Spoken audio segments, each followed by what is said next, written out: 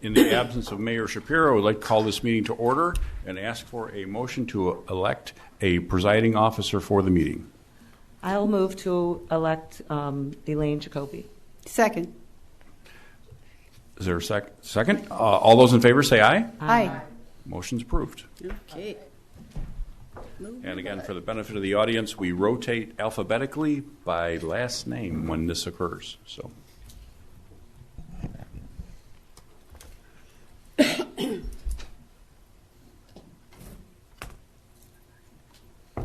could we, there we go. That was like a test for me, I take it. just need a motion to Okay. ask for a roll call. Roll call, please. Trustee Benton is absent. Trustee Berg. Here. Trustee Goldstone. Here.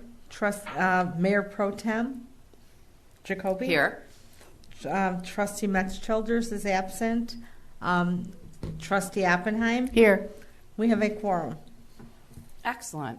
Could I ask everyone here to please rise, and we will have Officer Brian and Commander Steve lead us in the pledge. Allegiance to the flag of the United States of America and to the republic for which it stands, one nation, under God, indivisible, with liberty and justice for all. Thank you. Ooh, this is the fun part. So, in recognition of 30 years of service, part-time police telecommunicator Brian Riley, I would like to call up Chief to tell us about this. Thank you, Mayor. We're here tonight to recognize two long-term employees of the police department. As you said, Commander Steve Pettarelli, celebrating 25 years, and Brian Riley, who has been a part-time dispatcher with us for 30 years. Before I turn it over to their respective supervisors for that presentation, I would like to thank family and friends that have attended here tonight, as well as members of the department, to show their support in this recognition. So my part is easy. I will now turn it over to Deputy Chief Chris Fry. Thank you. Thanks, John. Good evening. We're here tonight. It's a great night. We're going to celebrate the careers for two of our staff members, Commander Steve Pettarelli and telecommunicator Brian Riley. So first, we're going to start with Commander Steve Pettarelli. We are celebrating 25 years of service. Steve is a local product. He grew up in Highland Park, graduated from Deerfield High School, so I'd like to make mention of that. He went on to Western Illinois University, received his degree in computer science and criminal justice, which have obviously served him very well here in his roles. Steve started with the Deerfield Police Department in 1997 as an intern, and later, on February 1st, 2000, started as a patrol officer. During his time here, Steve has been fortunate enough to serve the agency in a bunch of different roles, including Lake County MEG agent, FBI task force officer, and if I remember correctly, you met a very important person in your life when you were serving in that role, right? He met his wife, actually, during that assignment. So he then became a field training officer. He's been a DARE officer, a detective, the first supervisor of our drone unit, and then in 2017, he was promoted to sergeant. During that time, he served in patrol, and eventually, in July of 2023, he was reassigned as the communications director and took that over when we reopened it after the major construction on that. So in the fall of 2024, he was promoted to commander. He's also graduated from the Northwestern University's School of Police Staff and Command, so obviously a lot of different roles with the agency. Outside of those roles that he served, he's been recognized multiple times he received the Donald D. Gehrig Memorial Award in April of 2021, and for leading our transition to the Starcom radio system. And back earlier in his career, in May of 2013, he received the Deerfield Lions Clarence Peterson Achievement Award. Beyond those, he's received numerous honorable mentions, 4 life-saving awards, and this just further reinforces his dedication to service and the safety of the community. So without further ado, please join me in congratulating Commander Steve Pettarelli on his remarkable 25-year career. Thank him for his service.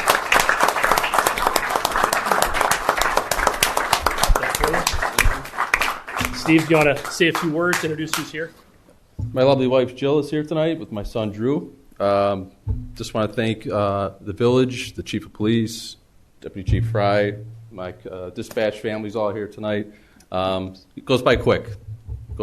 So all the young guns that are here, the blink of an eye, might be standing here one day where I'm at. So just want to say thank you. I've been offered a lot of opportunities here, and I'm just glad to continue to serve the village. Thanks very much. Congratulations. Thank you. All right, so now Steve is actually going to take it over, and he's going to introduce our next recognition. That's why we went out of order. Sorry about that. It's quite all right. Tonight we're here to honor Brian Riley. Brian Riley served 30 years here as a part-time dispatcher with the Village of Deerfield. I'm just going to read a nice little note here. On January 12, 2025, the Deerfield Police Department commemorated a remarkable milestone as Brian Riley marked his 30-year of dedicated service as a part-time dispatcher. Brian started his dispatching career at Northwest Central Dispatch in March of 1985. Shortly thereafter, joined the Northbrook Police Department in August of 1986. On January 12, 1994, Brian joined the Deerfield Police Department as a part-time dispatcher. For nearly 40 years in the public safety profession, Brian has consistently proven himself to be a reliable, loyal, and highly professional member of our dispatch family. Throughout his tenure, Brian has become a steadfast presence within the Deerfield Police Department, demonstrating unwavering commitment to his responsibilities. His work ethic, dedication have undoubtedly contributed to the smooth functioning of the dispatch center. Colleagues and superiors alike commend Brian for his reliability and positive atmosphere he brings to the workplace. Furthermore, Brian was recognized for his wealth of knowledge, which he brings to his role as a dispatcher. Over the years, he has accumulated a deep understanding of the intricacies of the dispatch operations and emergency response protocols. In celebrating Brian's 30 years of service, the Deerfield Police Department acknowledges not only the length of his tenure, but more importantly, the quality of his contributions. Brian Riley stands as a testament to his significance of dedicated individuals within the public service, exemplifying the values of reliability, loyalty, and professionalism that are crucial in the field of law enforcement. On behalf of the Deerfield Police Department, I would like to congratulate you on your impressive milestone.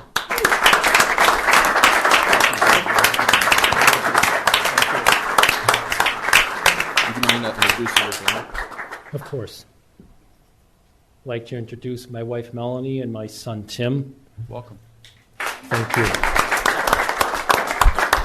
Like Steve said, I'm the old guy in the room.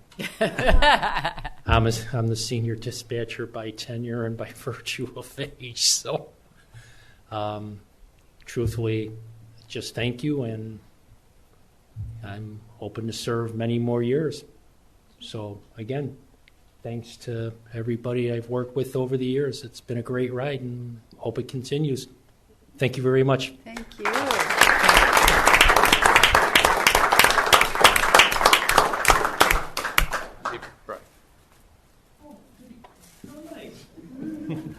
Thank you, Mayor. I again would like to thank both of these employees for their longtime service, and I would also like to point out some members of the Northbrook Police Department that made the long trek to be here to support Brian and congratulate him on his years of service. But two outstanding people, as you can see from their backgrounds, their histories, and the work they've given us, quite a lot of accomplishments in what seems to be a long period of time, but it goes quick in short time, where it's our honor and pleasure to have them here and thank them again. Thank you. Absolutely. Thanks, John.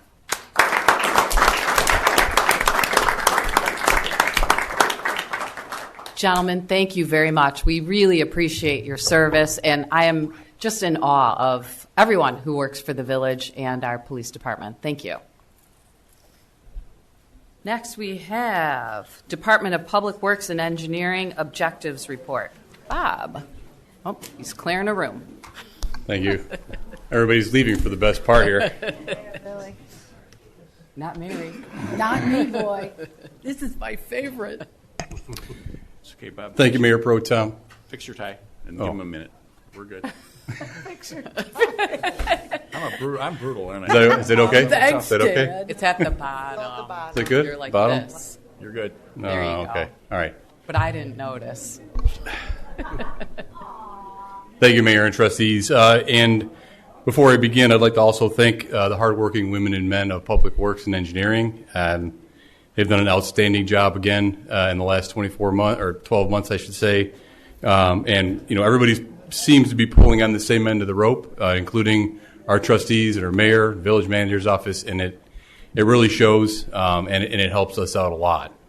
I'll hit some of the high points on the report. The details are all in there, and I don't want to get into the details and kind of bore you guys. So I'll just hit the high points, and I'll go from there. But if you have any questions at the end, of course, I'm happy to answer any questions that you might have. Over the past year, we coordinated the reconstruction and resurfacing of Waukegan Road, including the installation of water main, which was the year prior to that. Obviously, Waukegan Road is an IDOT road, but we know that our public is very interested in projects that happen in the village, and so we're here to help communicate and coordinate some of that. We also want to make sure the work gets done the way that we want it to. And we began the 2024 street rehabilitation project early in 2024 this year, earlier than we've done it in the past, and that helped us out to complete the project by July 4th. In fact, well before July 4th. It was about a $4 million project and includes the usual items: reconstruction, resurfacing, sidewalk, etc., throughout the village, and all the locations are specified in the report. The efforts of the engineering department have helped the village gain and receive $4.7 million worth of federal funding for the Hazel Avenue project. As you know, the project went out to bid in November and is starting in about 2 weeks. We might see some tree removal start next week. But really what we're waiting for at this point is just weather to break. And once weather breaks, the contractor will start getting in the ground. In 2024, we also completed several thousand feet of sanitary sewer lining. This includes sewer lining on the Zion Woods property, where we have a sanitary main that cuts across that property. That we did about 750 to 1,000 feet of 24-inch sanitary sewer lining there. And we've also actually completed sanitary sewer lining. The 2025 project is done, mostly done. And that's a project that is on the same 24-inch interceptor line. And that interceptor line runs from the Warwick pumping station, on down to the east side pump station. We're doing that in sections. The section we did last year was part of that as well. And that's in coordination with Highland Park. We've actually had equipment and so forth set up in the city of Highland Park, and they've been working with us to make that happen. So thanks to them for that. The WRF division completed the replacement of all the large pumps and at Warwick Road and Deerfield Road pumping stations. So it's kind of an out-of-the-way project, but important to us nonetheless. Those pumps were era of 1989, and so pretty old and starting to fail, and so we plan to replace them. We also replaced the wet well hatches and the floor doors at all the pumping stations along with that project, so it's kind of combined one big project for that. We completed the phosphorus reduction project at the wastewater treatment plant 2 in early 2024, and that was came online and has been online since June. So we started our testing period on that, meeting IEPA requirements since that point in time, and we're required to do sampling for about a year period to make sure that we're meeting our discharge limits there. Public Works completed the installation of more than 1,500 feet of linear feet of water main this year on Meadowbrook Lane in the Meadowbrook subdivision, and that's the largest project that we've taken on in-house. I think that there was some concern, not necessarily about them completing the job, but it was a big project for them to tackle. They were very aggressive about it and worked with the neighbors, and everybody was great in that subdivision. This allows the subdivision HOA to complete their roadway reconstruction, which is scheduled for 2025 this year, and that was the point of getting it done on an emergency basis and then letting them kind of get in and do their work. In 2024 and early 2025, we played a major role in commercial developments, and specifically with the review of the plans and specifications for site work, and the review of the development agreements for all the developments that are taking place. As part of our involvement, we carefully look at the infrastructure that's going to be installed, the roads that are going to be installed.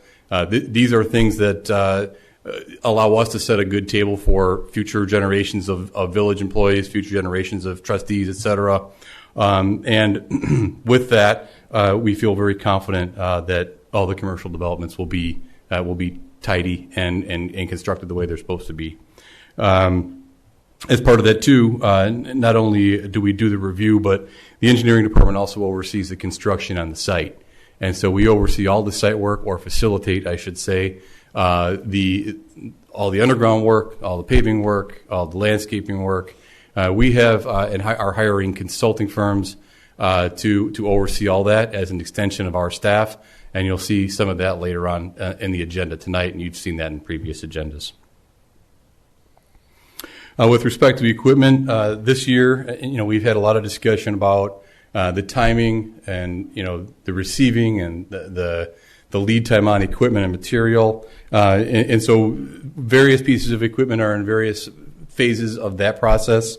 But in 2024, we received several new pieces of equipment, including a new sidewalk machine, a 5-ton truck, that's a salt truck, 3 1-ton trucks, a regular pickup truck, and the replacement of our bread truck, which is everybody's favorite. And the bread truck has not been received yet. We also hope to order, in fact, you'll see again later in this agenda tonight, 3 additional salt trucks. And those are replacements for the current trucks that we have, as well as some leaf equipment that we're planning to replace. You may recall that we had a major storm event in August of this year, or I should say August of 2024. And that storm event caused a lot of damage to public and private trees. It also caused power outages for a good portion of the village, including Public Works.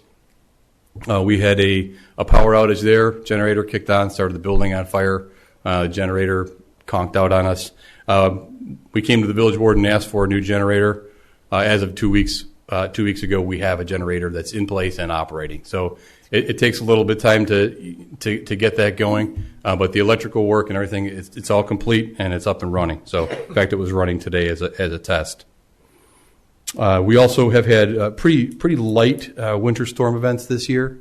We talked a lot about rock salt too with this group, and we have gone through a fair amount of rock salt, not as much as usual, but incidentally we have received a request from the county last Friday to put our request in for the 25-26 season.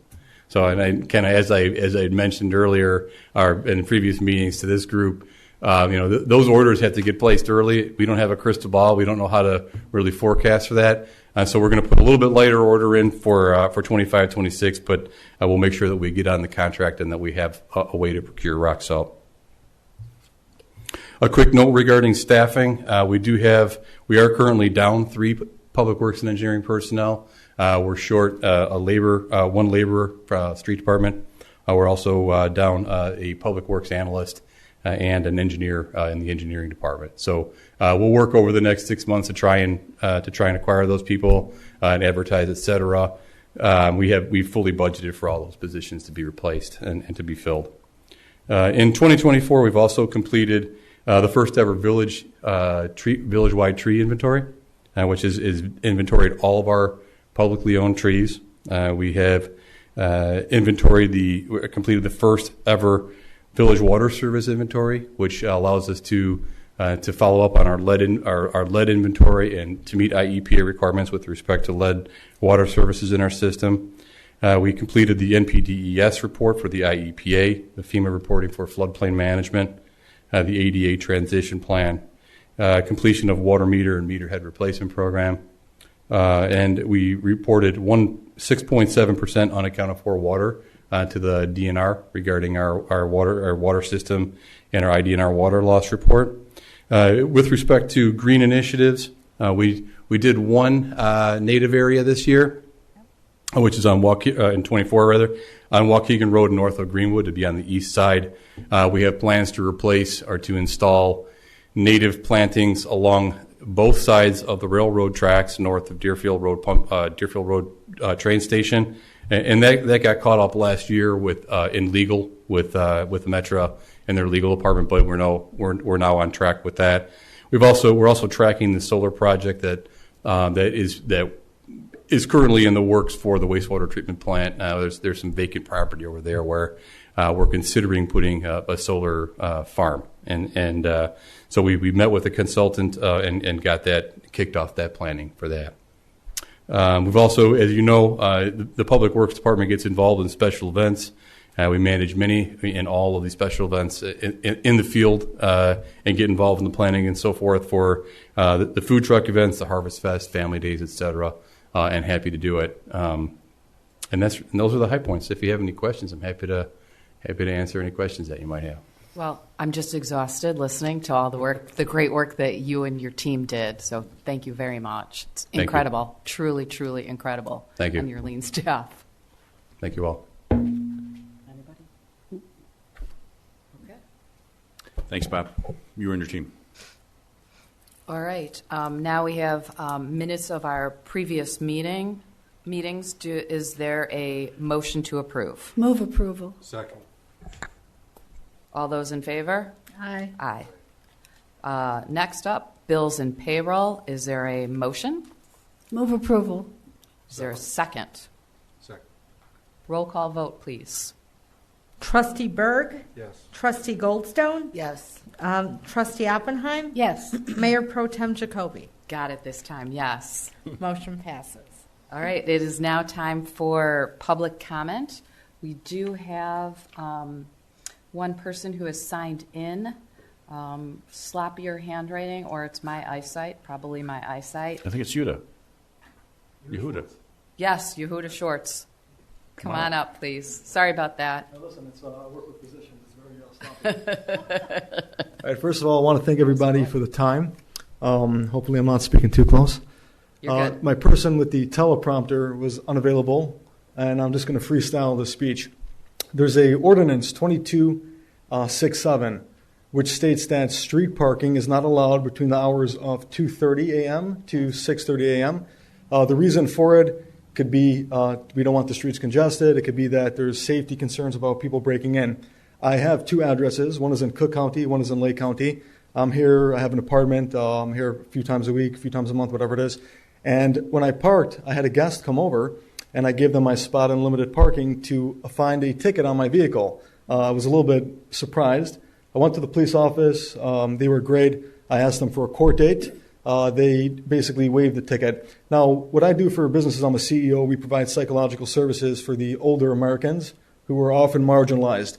So my purpose in life is to make sure everyone is treated the same, as we say, justice and liberty for all in the Pledge of Allegiance.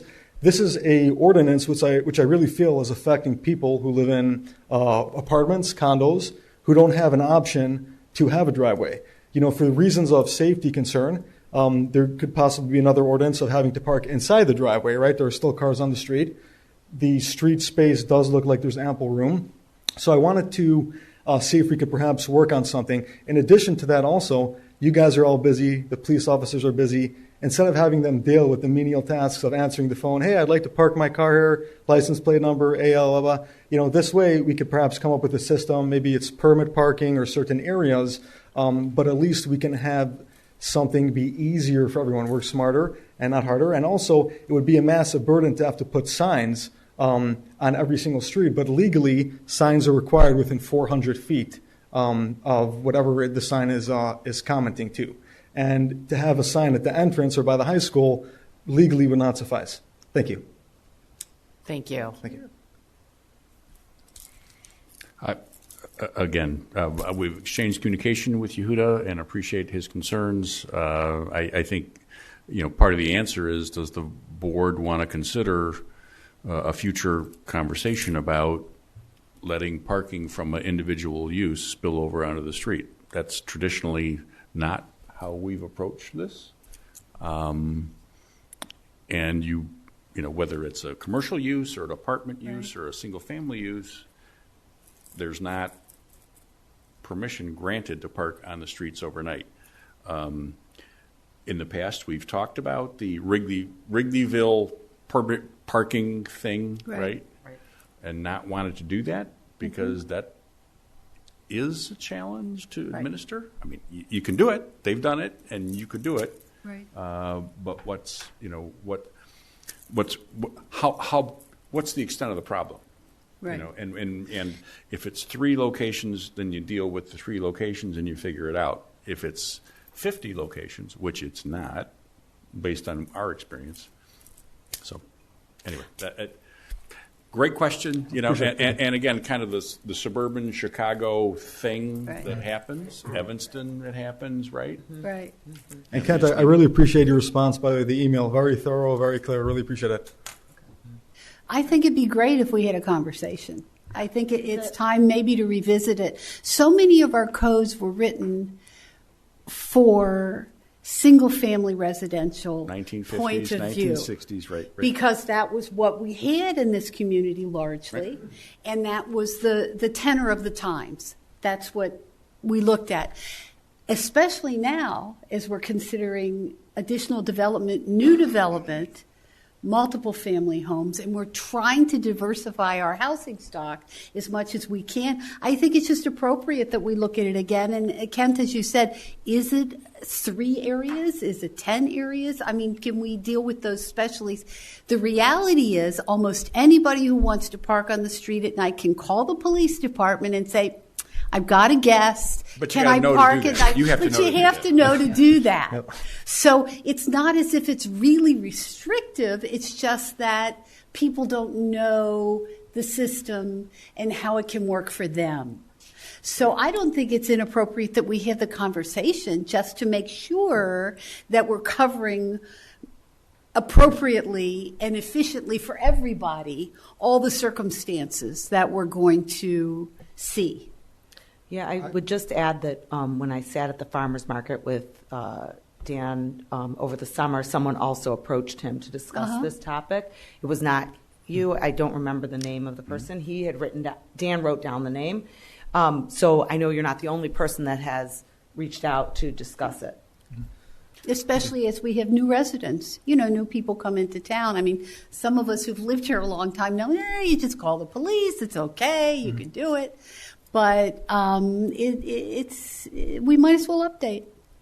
I would encourage a conversation, but I could tell you with my experience with other municipalities, when you get into permit parking, you have a whole new set of problems. You have to have the signs posted clearly.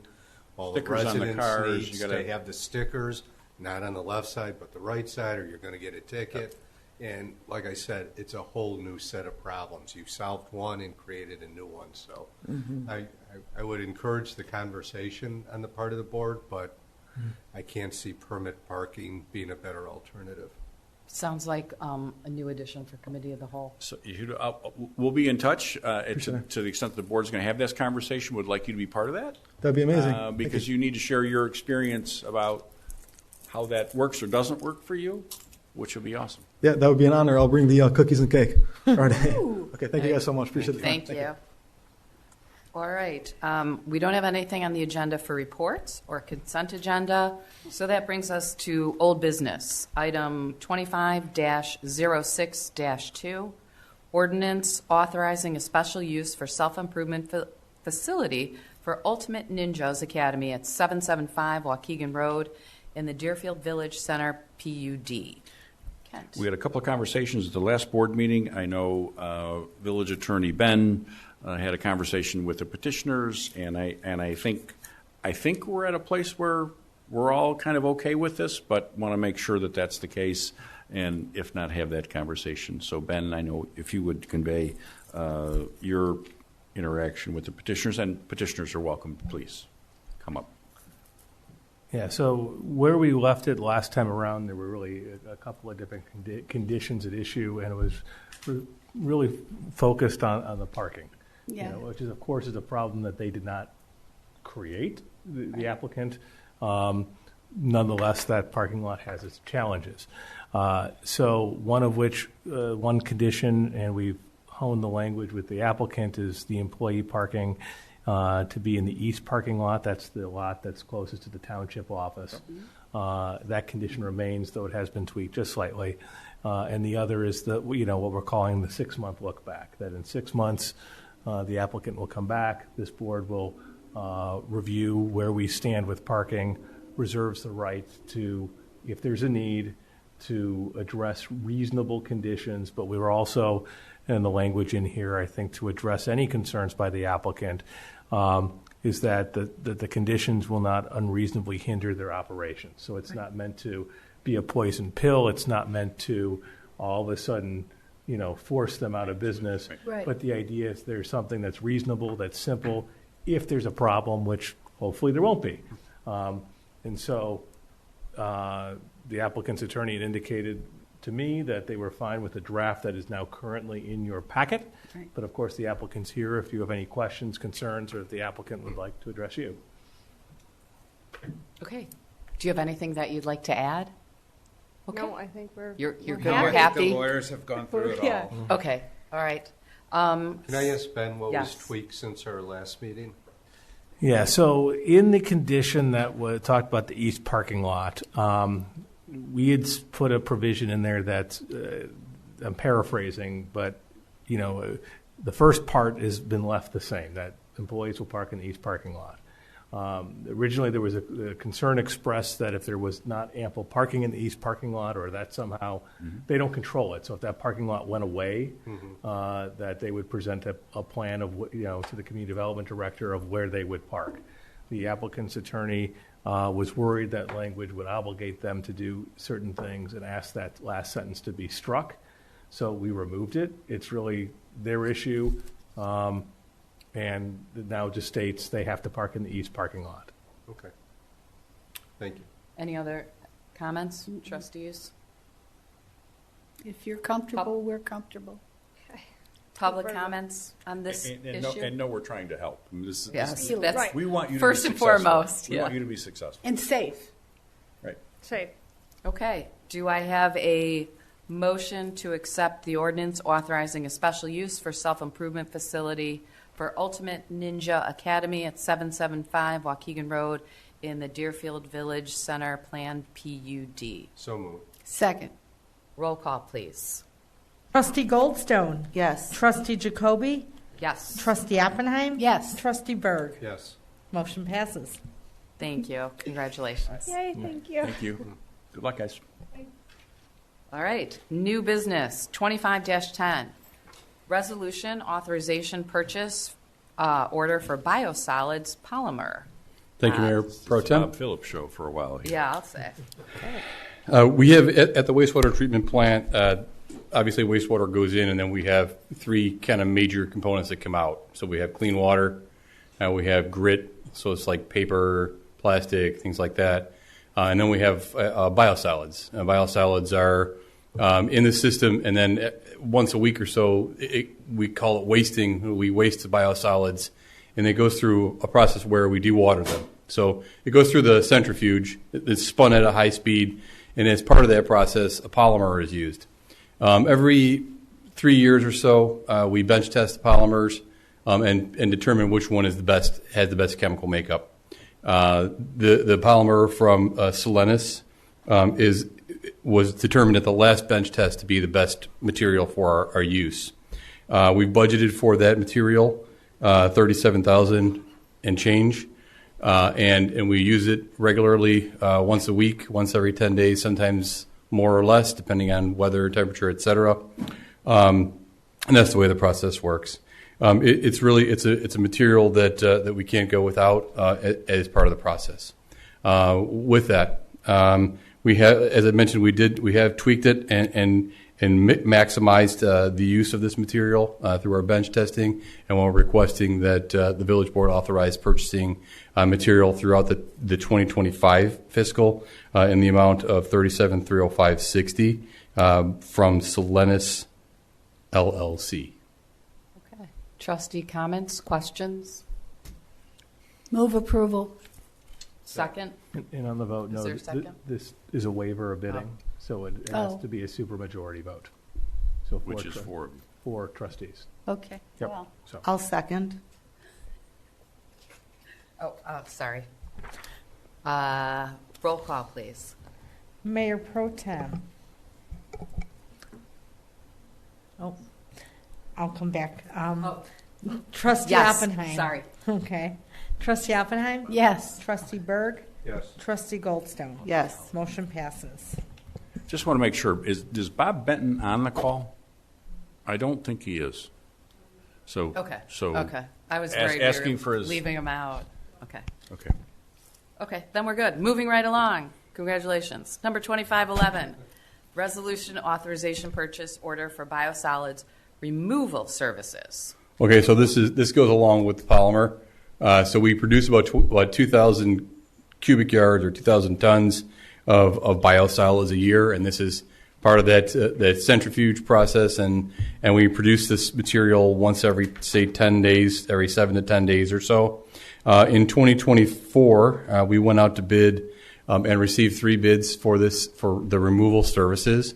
So the way this works is the contractor has semi trucks that they bring to the village. They have an end loader. They go into the building where we store the material. They load it into the semi trucks, and they haul it far away from the village to a farm field where it gets incorporated into the field. And the reason why they incorporate it is it's very rich in nitrogen and phosphorus, and it's a great fertilizer. So it's applied to these fields. And we've had discussions about this in the past. We may or may not be able to do this depending on how things go sometime in the future. So we're thinking about that. But in the meantime, we've budgeted $97,000 with Dom Enterprises. They are the low bidder of the 2024 bid package that we put out. And with that, we're requesting that the village board authorize or approve the resolution authorizing biosolids removal services by Dom Enterprises Incorporated in the amount of $97,000. And this amount should cover the 2? It should cover 2 haulings, and right now we're 3/4 full. We think we're going to make it to April, which is our intended haul time. Right. If we don't make it, then we have a backup plan of putting that into roll-off containers and taking it to a landfill. And that's part of that whole process that where we talked about with the phosphorus removal, the use of the ferric material to remove that phosphorus from our discharge and meet that new permit level that the EPA set forth. So more to come on this, but for right now we'll start out with the $97,000, and then we'll move, and then we'll keep you informed on how that goes. Okay. Anybody else? We good? Is there a motion? Move approval. Second. Okay. Public comment? Nope. Moving on. Roll call vote, please. Trustee Oppenheim? Yes. Trustee Berg? Yes. Trustee Goldstone? Yes. Mayor Pro Tem Jacoby? Yes. Motion passes. Thank Here we you. go. All right. Rest break for Bob. 25-12, resolution to approve agreement for Phase 3 engineering services for the 5 and 8 Parkway North development. Tyler. Thank you, Mayor Pro Tem. Interrupt the Bob show real fast. So, as you know, at the last board meeting, the village board approved the PUD at 5 and 8 Parkway North, including the development agreement. This agreement stipulates that the village will initiate a construction oversight contract with a local engineering firm, pay the bills, and then seek reimbursement from the developer. So we're kind of a pass-through in that sense. We've done this for various other developments in town. Bob kind of mentioned this part of the engineering department. Right now, we're looking to conduct or execute an engineering contract for the construction oversight with Siorba Group. They currently are performing construction oversight services for Zion Woods, as well as the newly started 300 Wilmot LeClaire Estates, the Pulte development. They're going to be, there's efficiencies in having one consultant perform multiple construction oversight projects.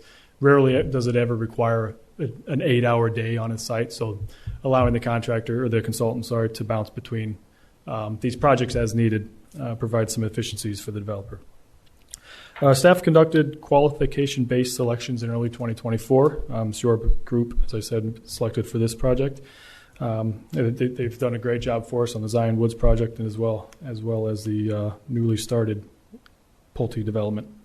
Therefore, staff recommends that the village board authorize the resolution to approve an agreement with Siorba Group for Phase 3 engineering services for the Parkway North development in the amount not to exceed $229,460. It should be said that dollar amount does reflect the developer's timeline.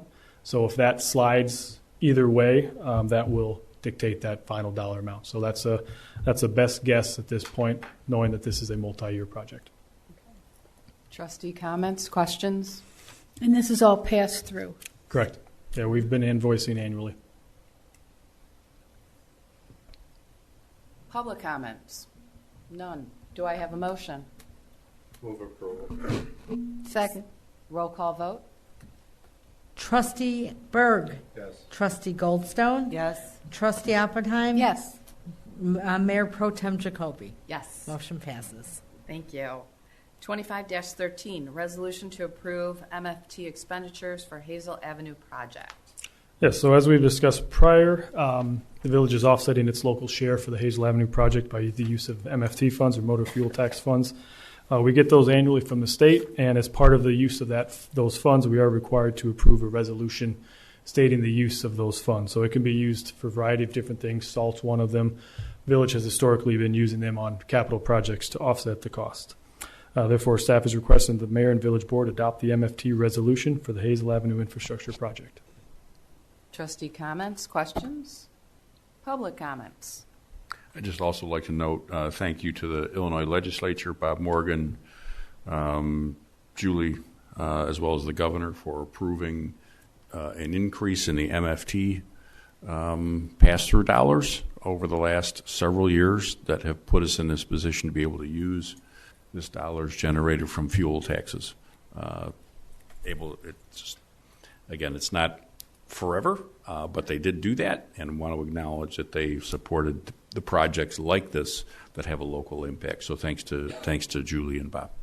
Fantastic. And especially when we have a large project like this, it makes a $1.3 million huge is a big difference. It's a big deal. Right. Is there a motion? Move approval. Second. Roll call, please. Trustee Goldstone. Yes. Trustee Oppenheim. Yes. Trustee Berg. Yes. Mayor Pro Tem Jacoby. Yes. Thank you. Thank you. All right, item 25-14, resolution for construction on a state highway. Thank Bob. you. So Waukegan Road is a state route. I've mentioned this before. I know you guys are all aware. Cuts right through the village, obviously. We have for eons, we've had a agreement with the Department of Transportation to do maintenance and construction items on Waukegan Road. So we have the ability to make a phone call to IDOT Communications Center, shut down a lane, to perform a water main repair, to perform storm sewer work, whatever we need to do, and then open it back up again. We also do plowing on Waukegan Road and salting. And so when the snow flies, we're out there. You guys have seen it. They pay us for this. So they give us, say, $60,000, $70,000 in change, somewhere in that dollar amount. We get paid quarterly, and that helps to offset some of the expenses that we have with respect to maintaining Waukegan Road. This resolution just gives us the authorization to do that. It's kind of like a check-in with IDOT, where we say, yes, we're willing to do this work still.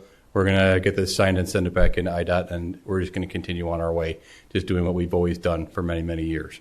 With that, requesting that the village board adopt the resolution for construction on the state highway.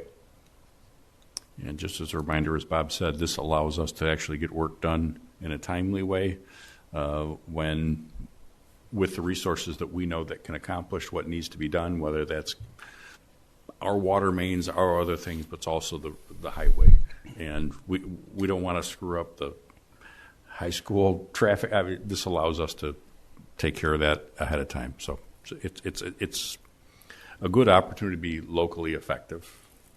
And we renew this periodically. I see it's for 2 years. So it's every 2 years. IDOT hasn't asked us to do this.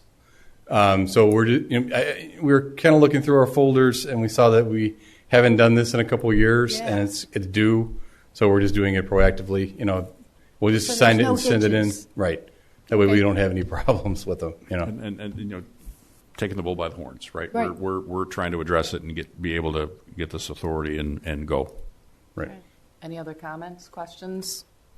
Public comment. All right, is there a motion? Motion to approve. Is there a second? Second. Roll call, please. Trustee Oppenheim. Yes. Trustee Berg. Yes. Trustee Goldstone. Yes. Mayor Pro Tem Jacoby. Yes. Motion passes. Thank you.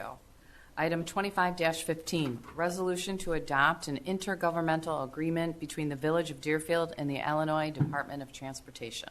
Okay, similar to the construction on the state highway agreement, We have an agreement with IDOT to maintain traffic signals, whereas IDOT maintains the traffic signals through a contractor that they have, and we pay them a portion for the maintenance and energy of the traffic signals. When the time comes to perform upgrades or repairs or replacement of a traffic signal, we still pay the proportionate share that we have on that traffic signal, 25%, 12.5%, whatever it is. We pay that piece to the state of Illinois through this type of agreement. IDOT sent us an email and I guess snail mail back in November, and wanted us to execute the agreement for this work. It's not budgeted. Of course, we were already well, beyond the point where we could put this in the budget, and so it was past budget season, and we don't have anything else to say. We just have to agree to it because we already have a traffic signal agreement with them. So with that, the cost is about $32,000. It's $32,342.17 to be exact. They're doing work on both the Hazel Avenue traffic signal this year and the Greenwood Avenue traffic signal this year. They are aware of Hazel Avenue construction. They're aware that we're using Greenwood Avenue as a detour route for Hazel Avenue construction. They're going to try and push this work to the end of the season so we don't have conflicts. I can't promise anything, but we're going to do the best we can to work with them. So with this, they're replacing the mast arms, which are the long arms that hang over with traffic signals on them, the emergency vehicle preemption equipment, some of the signal heads, et cetera. So it's a good value for us, and it'll spruce up those intersections, make them look nicer and How long does it operate. take for them to fix it? I was just going to ask. Well, usually in the past, I've seen a temporary traffic signal go up, and then they reconstruct the traffic signal and they take the new signal, the temporary traffic signal down. They aren't doing it that way this time. They're actually installing mounted, the new signals like in the same proximity, but like maybe just behind the existing mast arm, and then erecting that and then livening everything while everything else is still live. So it'll be interesting to see how that works. Could be faster. The cutover should be hopefully pretty smooth, but I've never seen it done this way before. Exciting. So, yeah. All right. Anything else, trustees? Public comment? Is there a motion to approve? Move approval. Second? Second. Roll call, please. Trustee Berg? Yes. Trustee Goldstone? Yes. Trustee Oppenheim? Yes. Mayor Pro Tem? Yes. Motion passes. Thank you. Item 25-16, resolution to purchase 3 5-ton dump truck chassis. Got it. Very good. That is a mouthful. It really is. All right. So we Say have 5 times fast. we have four main salting trucks, and those 4 salt trucks are the ones that go out generally first and will stay out throughout the duration of a storm. They salt Waukegan Road, Deerfield Road, the main thoroughfares throughout the village, our main collectors, and we call them the main trucks. Okay, they'll do everything else too. In the summertime, we take off the salt spreaders and we put on other equipment, and they go out and they do a different job. But their primary function is salting. Okay, the original trucks. We purchased one in last year. We purchased it 3 years ago. We got it last year. We wanted to buy one because they were all 4 due for replacement. We wanted to buy one and kind of just test the waters, see how it looks, see how it feels, see how it drives, see how it operates. We're happy with that one. We plan to spec the other 3 out just like this, the one that we got, plus or minus a couple of minor things. And so here we are in this process. We budgeted for it. The trucks have been VERFed. So each one of these trucks has about $200,000 put away for it. It's not enough to cover the purchase of a new truck. But each one of the chassis are $110,000. They're from Freightliner. It's a source well bid. So it goes through the state bidding process where they provide a type of equipment, a piece of equipment, and it's at a joint bid price. So we're able to grab onto this joint bid source well price for a Freightliner chassis. So we're requesting 3 from the vendor right now.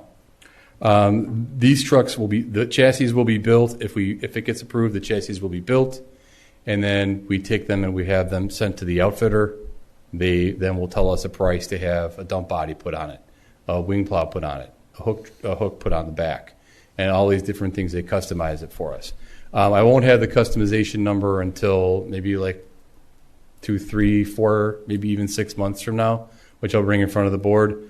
It's likely that 2 of these trucks will be about $150,000 to outfit, and then on top of the 110, and then the third one will be like 175, 180. So they're $275,000 to $310,000 finished product. But this is the start. This is the jumping off point. We're told that they can provide chassis right now. There's no lead time, minus say 5-6 months worth of lead time, and these will be available before the end of the year. And then we take them to the outfitter and we kind of continue the process from there. With that, any questions? You're going to trade in the old trucks, or do we hang on to those, or what's the plan on that? So we do have one extra, one of our 5-ton trucks that we saved because the trade-in value is atrocious. Okay. We get like maybe $5,000 to $8,000 on a trade for something like this. So we will consider keeping at least one. If it's just used for landscaping or something, we may keep it. The others we might trade in or we might put on the auction block. We'll see what happens. But it's really going to depend on what the condition of them are. If they're in a condition that's going to require a lot of maintenance, we have to dump a lot of money into it, then we're just going to get rid of them. So we'll make that assessment when the time comes, and it could be 2 years from now. What are the timelines to build a chassis and then the timeline to outfit it? The outfitting right now is very backed up, which is why I don't have a price. The chassis are available, I wouldn't say readily, but as readily as 6 months from now. So outfitting, I think, is probably a good year to a year and a half out. So we're probably looking at between a year and a half and 2 years for these trucks. And our current trucks will get us through till then? Well, yes. We're going to have to put some money into them potentially, but they should get us there. And, we're already past the replacement year for them. They're, 15 years old-ish, so they're due for replacement. We can't keep them on the road too much longer. Bob, I notice in the packet the quote that we have is for 4 units. Yeah. Rather than the 3. So what they've done is lock in the price. We're getting these 3 for the same price we got the first one? Well, that's a good question. The fourth one is for a 5-ton that we have for replacement next year. The mechanic jumped the gun and got a price for 4, but the price stands for 3 because it's a unit. Okay. It's a bid price. Yeah. It's a joint bid. So the price is good, but it was for 4 trucks, and I told the mechanic we can't buy 4 right now. Right. So, but the commitment is for us to purchase 3. Right. 3. Well, That's correct. I was curious. Yeah. I have never seen such a complete listing of specs for anything we have purchased before. Every single bolt and nut and everything on that truck is listed. Well, if you like it, I can send you some more. I appreciate the thoroughness. I do. Thank you. You should be thankful you don't have a fire department. Oh. Because the fire truck lists when we do those. It's 3 times. It's $1 million truck. So much more complex than one of these. It's astonishing how complex this is. I mean, and it sounds like a ridiculous amount of money. But knowing everything that goes into these trucks and that we use them for how many years, it really does somewhat justify the expense in your mind. Right. And it's the world. It's the world today. We've Right. talked about this through supply chain issues. Right. It's 2 years. It used to be 3 months. It's Right. all that stuff. It's Right. just so different. Right. Public comment? Nope. Is there a motion? I'll Motion to approve. Second. Roll call vote, please. Trustee Goldstone. Yes. Trustee Oppenheim. Yes. Trustee Berg. Yes. Mayor Pro Tem Jacoby. Yes. Motion passes. Thank you. Item 25-17, resolution authorizing the purchase of 1 trailer-mounted leaf collection machine. Okay, we have 4 leaf collection machines. There's a memo in the packet, but I'll just summarize it real quick. during the autumn season, 4 weeks prior to Thanksgiving, we begin leaf collection, and you guys are all familiar with this. There's 4 trucks that go out. We have 4 crews that go out. They do 1 quadrant per day, so they start in the southeast, 1, 2, 3, 4, okay? And they do leaf collection with the 4 crews. Those trailers are quite old and are due for replacement. One of them we replaced a couple years back. The other 3 are somewhat newer, but they're still 12 to 15 years old. They're going to be around that old when we get the new equipment, if approved. We purchased a new trailer. We got a new trailer last year. It's a little bit larger than the previous trailers, and it has a larger hauling capacity, and it's faster. All of these, the old trailers, the old style of trailers that we have are obsolete. Nobody's making those anymore. In fact, even finding a leaf vacuum machine is difficult at this point. There's only a couple companies that make them, and they're unable to make a profit at the previous prices that they were selling them for, because we were getting them for like $45,000. Really cheap. So the price has tripled. The price has gone up. But what we get out of that is a larger machine that's faster, that's joystick. You use a joystick to operate the arm instead of manually hauling that arm around and sucking up the leaves. You're less likely to have injuries. You can move faster, and we believe that we can go from 4 crews down to 3, and from 3 people on a truck down to 2 people on a truck. And we're kind of thinking about this operation and how we're going to make it more efficient, just because of the new pieces of equipment. I don't want to really go out on the limb and say that there's no way we're going to use 4 trucks, but the plan is not to use 4. The plan is to use 3. We will keep the existing, some of the existing equipment that we have. We'll keep that on hand. Very low resale value, $3,000-$4,000 a piece. We can take them, we can keep them, we can cobble it together and make it work if we need to. But the plan is to have 2 large trailers and then 1 truck-mounted piece of equipment. The truck-mounted piece of equipment I'll talk about next. This trailer, as I mentioned, there's a driver in the 5-ton truck that hauls it. There's a person that sits in a box on the side, like a seat. They operate the arm with a joystick, and they go really quick. And it's a really nice and efficient operation. So 2-man crew. We used to have 4-man crews. Yeah, we used to have rakers, and we used to have 3 people in the truck that would switch out because the arm is very heavy and people need a break. The guys aren't doing that anymore. They're not taking breaks. They're not raking. It's a much more efficient operation. And I would emphasize the fact that, historically, if anybody's going to get injured, meaning our employees, they get injured when they're doing leaf collection. They're injuring a shoulder, they're injuring their neck, their back. They're hauling this hose around, and it's very cumbersome and it's very hard on the body. These pieces of equipment are like a lifesaver, and I think I recommend that we make the purchase. We at least initiate the process. Again, if we purchase these now, we're not going to see them this season. We're going to see them 2026 season. So we're jumping ahead. So these are clearly not budgeted right now, but we need to start the process. So just giving us the authority to sign on the dotted line and kind of sign the agreement and move forward is what we're asking for at this point. With that, the trailer mounted leaf collection machine that I mentioned is $186,000, $391. Should get 12 years out of this piece of equipment. And Bob, 10 years to 15 years out of life, probably? Yeah, I mean, I would estimate 12. But our history, right. Yeah, I mean, usually we're getting at least 10. They're able to keep the older pieces of equipment on the road, by replacing parts, clutches, things, but those parts are starting to become unavailable. Right. Yeah, and so just like these are, at some point in time, 12 years down the road, these are going to have parts that are unavailable too. We'll have to go back out and buy something brand new. As you know, Kent, we've been through the process, with the different refuse vendors to get a price from, they have outsource it. It's $400,000 to outsource. Yeah.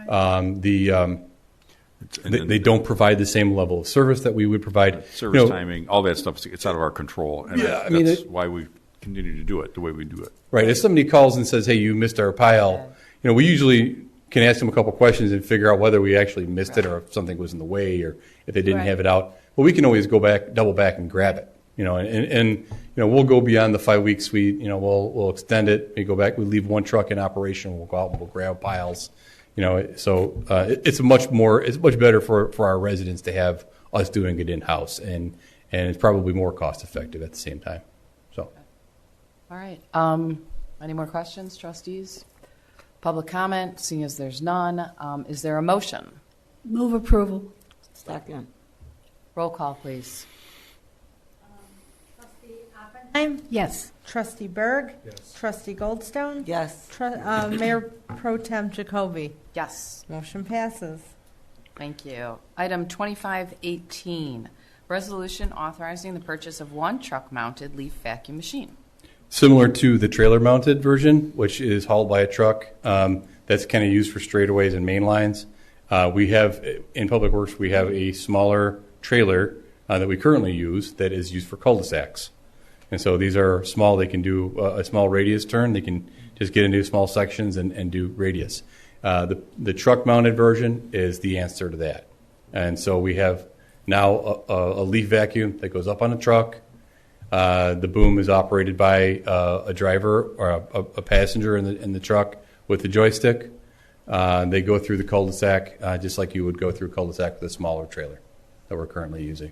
So, Bob, when you set up the routes then for the leaf collection, you actually would have to determine which piece of equipment you'd send out. And within a quadrant, you'd have to just send the truck mounted to the cul-de-sacs in the smaller turnaround areas and the trailer mounted to the others. Yes. And you'd have to coordinate between those two. Yep. And that's that's something that I would say is pretty much it's just part of the program. Yeah. Our guys understand how to what piece of equipment's going to go where. But yes, exactly. If a new person came into the operation and we needed to teach them how to how to do this, we would say the truck mounted piece of equipment will do these routes, and the trailer mounted will do these routes. So exactly. Kind of like snow plowing. Yeah. Same thing. Yes. Right. Very similar. The bigger Pickup trucks are in cul-de-sacs. Smaller trucks are in the cul-de-sacs. Yes. Well, it's a service that our residents really, really appreciate. So we know that. They do, and then so if we're going to get complaints or comments on anything, we get a lot of yes, we like this one, and we get a lot of people that are unhappy with it. But most of the time, people are happy with the service that we provide. And this piece of equipment, is not different from the other pieces of equipment. The previous one was $45,000. This is $149,341, and these are smaller, whatever. Right. It just is what it is. This is the price of equipment these days. But it's replacing a piece of equipment we purchased in 2010. That's true. So We got our money's They are 15 years old. Yeah, you did. Okay. So we need an antique machinery annex where we could keep all our old equipment. I'm going to recommend against that, because then you have to keep that equipment. One piece is great, but the annex. Again, this piece of equipment is not budgeted, and we don't plan to take delivery of it this year. So it's a next year purchase, and now that we have the dollar amount, we'll request this dollar amount as part of the budget for 2026. Any other comments or questions? Public comment? Nope. Is there a motion? Second. Roll call, please. Trustee Goldstone? Yes. Trustee Oppenheim? Yes. Trustee Berg? Yes. Mayor Pro Tem Jacoby? Yes. Motion passes. Thank you all. Thank you. Thank you. Okay, Chris. He was falling asleep back there. 25-19, resolution waiving bids and approving agreement with Lionheart Critical Power Specialists for the purchase and replacement of an emergency standby generator. Yeah, so it might have that one extra piece of antique machinery for you to put in that annex. So. For Mary's little museum. telling you. So the police department, yes, we are seeking to replace our standby generator. The initial one was purchased in 1998. And we can't overstate enough the importance of the standby emergency generator, especially for us with our communications center that has to stay operational, dispatching for 4 towns. The generator has been planned through the VERF, and initially was scheduled to be replaced in 2018, but we were able to maintain it, keep it running with regular maintenance, things like that. So we did get additional almost 7 years out of it at this point. The last couple of years, we started seeing some increased maintenance problems with it, including one, there was an emergency replacement of the voltage regulator that occurred on a Friday afternoon, resulting in bringing in a standby generator and running, having to bypass things. So we're starting to see it near its end of life, which prompted us to start the research on replacing it. So last fall, we reached out to 3 different contractors who specialize in the purchase and replacement of these generators. They all came out, did site visits, gave us detailed proposals, and in the end, the staff from Lionheart Critical Power Specialists appeared to be the most thorough and demonstrated their commitment in doing what would be the best for the village. They weren't the lowest bid, but the 3 bids all came in within about $1,500 of each other. So they were, extremely minimal cost difference. And with the history they have already being a provider for the Public Works Department and doing their recent generator installation, we felt that they know the workings of the village, what's going to be required, and felt the most comfortable and feel they would be the best qualified option. In addition to installing the generator at Public Works, we reached out to 2 previous clients of theirs recently. They did a job at Endeavor Edwards Hospital in Naperville and CBRE Properties in Downers Grove. Reached out to facilities maintenance supervisors there, talked about them, the experience, the installation, the follow-up, all that. They were extremely pleased, had nothing but great things to say, talking about the thoroughness in the planning, the accuracy with the estimated costs that they were provided, and highly recommended Lionheart and said that we wouldn't be disappointed if they were selected. Additionally, one of the features we really like about the unit they would provide is it doesn't have any sole proprietary issues, whereas with the previous generator, we ran into some problem with parts where we had to wait for specific parts for that one. And that's one of the things we liked about this is they can repair it and have their people do it in a much more efficient and quick manner. So, as mentioned, if approved, the project and replacement would most likely be scheduled for mid to late summer. So while it is a delayed process to get the unit, it's not terrible like some of the things we've recently heard as far as waiting a year and a half. So they said by late summer they'd be able to do this replacement. So in summary, while we didn't go out for a formal bid, we did receive 3 proposals.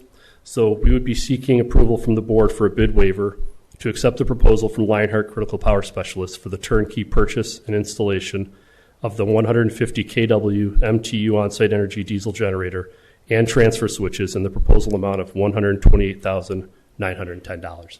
That does not include any permits or fees, which they all estimated right around $2,000. So that's just for the base price of the purchase, the installation, the crane, all the emergency generator that would be on standby at the time when they're doing the replacement. So everything's included in that price. Okay, thank you. Trustees, comments, questions? It's pretty standard. We need it. Okay. Public, no comments. Is there a motion? Motion to approve. Second. Roll call, please. Trustee Oppenheim? Sure. Trustee Byrd? Yes. Trustee Goldstein? Yes. Mayor Pro Tem Jacoby? Yes. Thank you. Thank you. Thank you. Chris, thank you. Okay, we're at the bottom. Items for discussion by me, and Board of Trustees. What I have to add is we wish Bob Benton a speedy recovery at home. We need him back at the table. We're a little light this evening. Anybody else? Yes, I have something, and I wish I was able to bring this up earlier when we had all of our colleagues from the police department here. I was fortunate enough, along with Jessica and Justin, to attend an event, Pack the Place. It was a week ago Wednesday at Shepherd, and it was so much fun. It was, the basketball game was between the 8th grade basketball team, the boys and girls, and our first responders, our police department, and then fire department. And it was really a good game, and it was very close and was decided in the last second by 1 point. The kids won. But it was a great fundraiser. They raised about $6,000 for the 100 Club of Illinois, which helps the families of first responders who they've lost. And the best part of it was seeing, it really was packed. The gym was full of parents, of all the students, of all kinds of people who were there. And the students and the adults were there together. And we saw our kids with our police. And it was terrific. It was truly one of those events that it makes a village. It really was a very, very nice community event. So I was thrilled to be there, and hopefully next year they will not win by 1 point. Mary, maybe you should play with them. No, they don't want me to play. John Sliosis played. Oh, wow. He did. We had many of our staff, and it was great. I think they had a good time, too. Good. Yeah. Good. It's so nice when the kids see you guys as like Oh, real cool. people. Yeah. Right? It was just so nice to be there and see everybody Yeah. together. that. That's village. That's small town. Yeah. Yeah. Love that. I love that. I love Yeah. that. Okay. A couple quick things, Your Honor. March 18th, you'll get an invitation to a town hall meeting in the evening that the School District 109 is helping to organize regarding the anxiety question that some of us have been visiting with and talking about, children's anxiety, parents' anxiety. So March 18th, look for that. And then just wanted to say we're looking forward to, I think, a committee of the whole meeting on March 12th. Elaine, I know you're traveling, but I think we got the most people we can get there on March 12th. So anticipate that, and obviously we'll get your input on those issues as we move forward. That's it. All right. Is there a motion to adjourn? So moved. Second. All in favor? Hi. Aye. Thank you. Everybody- Julie. Nice job. Nice job, lady.